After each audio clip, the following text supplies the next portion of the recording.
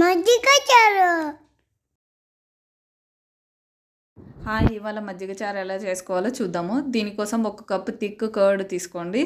ఒక గిన్నెలో వేసేసి ఈ కర్డ్ని విస్కర్తోనే బాగా కలుపుకోవాలండి. కలుపుకుంటే ఈ కర్డ్లో ఏమైనా చిన్న చిన్న గడ్డలు ఉంటాయి కదా, సో అదంతా బాగా మిక్స్ అయిపోతుంది. సో మజ్జిగ చేసుకున్నప్పుడు కూడా బాగా పలుచగా ఉంటుందండి.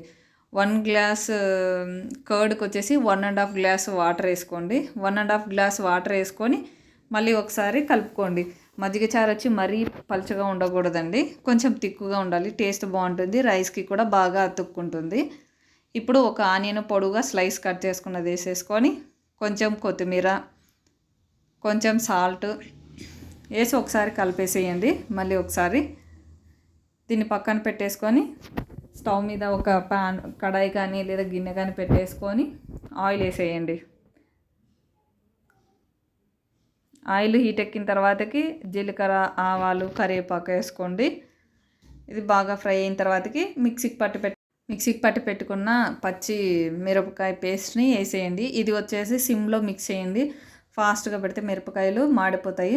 సో సిమ్లో అలా కలుపుకుంటూ అది స్మెల్ పోతుంది, పచ్చి స్మెల్. ఇప్పుడు వచ్చేసి కొంచెం పసుపు వేయండి. పసుపు వచ్చేసి కొంచెం ఎక్కువ ఉంటేనే బాగుంటుంది మజ్జిగ చారులోకి. సో అది కలిపేసి స్టవ్ ఆఫ్ చేసేయండి, లేదంటే మాడిపోతుంది. ఇది చల్లారనివ్వాలి. చల్లారిన తర్వాతనే మజ్జిగలో కలిపేసుకోవాలండి. సో ఇదే కడాయిలోకి మనం ముందుగా కలిపి పెట్టుకున్నాం కదా మజ్జిగ, అది వేసేసి కలిపేసి ఒక 5 మినిట్స్ పక్కన పెట్టేసుకోండి. అంతేనండి, మజ్జిగ చారు రెడీ అయిపోతుంది. Thank you for watching.